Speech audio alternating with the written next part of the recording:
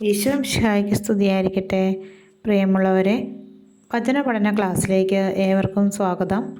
കഴിഞ്ഞ ആഴ്ച പഠിച്ച ഒരു 3 വചനങ്ങൾ ഒന്നുകൂടി നമ്മൾ ഓർത്തു നോക്കുകയാണ്. പുറപ്പാട് 33:14, ഞാൻ തന്നെ നിന്നോടുകൂടെ വരികയും നിനക്ക് ആശ്വാസം നൽകുകയും ചെയ്യും. സുഭാഷിതങ്ങൾ 1:8, മകനെ നിൻ്റെ പിതാവിൻ്റെ പ്രബോധനം ചെവിക്കൊള്ളുക, മാതാവിൻ്റെ ഉപദേശം നിരസിക്കരുത്.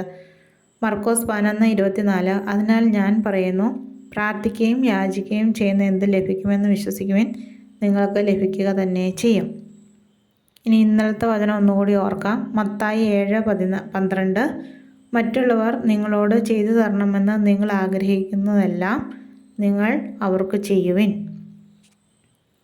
ഇനി നമുക്ക് ഇന്നത്തെ വചനം പഠിക്കാം.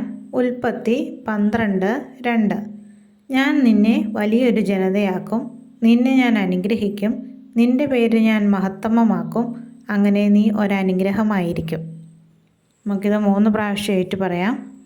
ഉൽപ്പത്തി 12:2, ഞാൻ നിന്നെ വലിയൊരു ജനതയാക്കും, നിന്നെ ഞാൻ അനുഗ്രഹിക്കും, നിന്റെ പേര് ഞാൻ മഹത്തമമാക്കും, അങ്ങനെ നീ ഒരനുഗ്രഹമായിരിക്കും.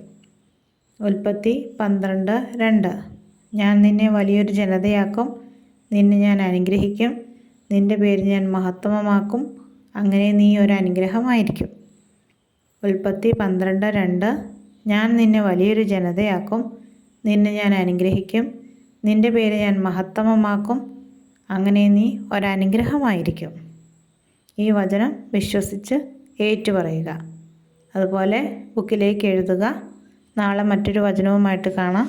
ദൈവം എല്ലാവരെയും അനുഗ്രഹിക്കട്ടെ.